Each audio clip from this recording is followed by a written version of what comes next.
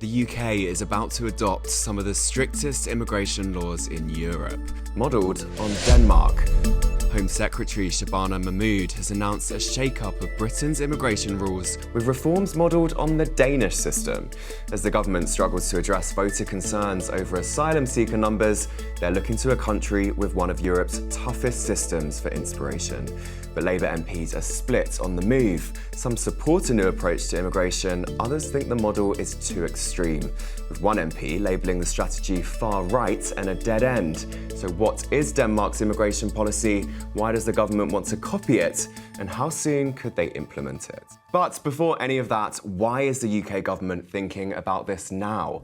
The timing of this announcement isn't a coincidence. The government has faced a difficult few months on immigration. We're still often seeing hundreds of small boat crossings a week. There's been over 38,000 crossings this year. Plus, there was an embarrassing setback in October under the UK's new returns deal with France. The government, since coming into office, has announced a whole flurry of measures. The government's one in, one out scheme of France has probably garnered the most attention as of late. And I think because there's a lot of questioning as to how effective it actually is, because we know that two individuals who've been removed from the UK on this scheme have reportedly come back to the UK. They're at the stage of essentially trying to do make as many changes, but as many measures out there as possible, and really hope that one of these proposals sticks. The Home Secretary has also made it clear she wants deterrents in place to stop people entering through unauthorised routes, whilst making it easier to remove those with no right to stay. So what did she do? Well, last month, she sent officials to Denmark to study their border control and asylum policies.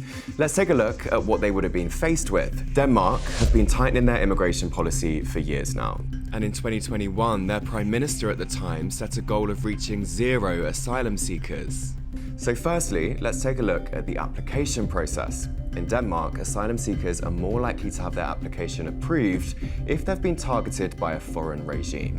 Then there's the terms. If their application is accepted, permanent residency can only happen after 8 years.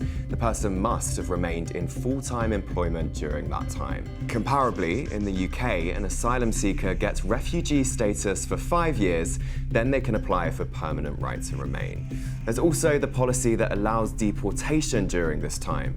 In Denmark, if the government decide a country is safe, they can send the asylum seeker back to their home nation, even if that's not the opinion other European countries hold. Back in 2022, over 1,000 Syrian refugees did not have their permits renewed because Denmark deemed Syria safe to return to. They were the first country in Europe to make that decision. And what about family members? In the UK, an asylum seeker can apply for family reunion when their refugee status is approved. They can bring a partner and their children who are under 18. In Denmark, that rule is tougher. You and your partner must be at least 24 years old, you must not have claimed benefits for 3 years, and must show you can financially support yourselves. You also have to pass a Danish language test. The UK has none of those restrictions. Denmark argues it's to stop forced marriages. The actions taken by Denmark mean the number of approved asylum applications, barring the 2020 pandemic, have hit a 40-year low. And given that figure, you can see why the government would want to copy their model. There is a hope that perhaps if they're seen to put in place more robust measures modelled on countries like Denmark, which are known to have quite a tough regime, there's a hope that perhaps it can help them reshape the narrative, get control over this situation, and kind of win over the trust of the public who may be feeling a little bit cynical, a little bit questioning as to how effective some of these measures can actually be. But not everyone reckons this is a good idea. This seems to be another knee-jerk reaction that takes up a policy of deterrence. And we've seen this before. We've seen it with one in, one out. We've seen it with trying to put more people into barracks. We saw it under the Tories with the Rwanda policy. We saw it with the Billy Barge. What we do know is that deterrence simply isn't working. Some MPs think the policies will estrange progressive voters and push the party too far away from its base. MP Nadia Whittam, a member of Labour's Socialist Campaign Group, urged against the Danish model, suggesting it was far right. But what is the right thing? Other MPs in so-called red wall seats, which are seen as vulnerable to challenge from Reform UK, want ministers to go further towards the Danish system. Jo White is the MP for Bassetlaw. She's in a red wall seat. The sight of 500 people to 900 people coming across on small boats every day we have to stop that. It has to be dealt with.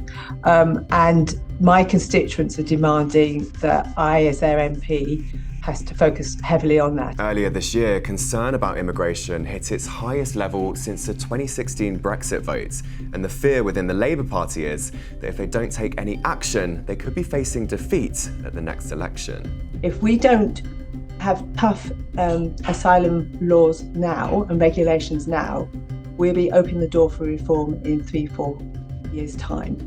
And the only way we can stop that is adopting regulations, legislations that are acceptable to people in my constituencies. There are aspects of what they're doing in Denmark.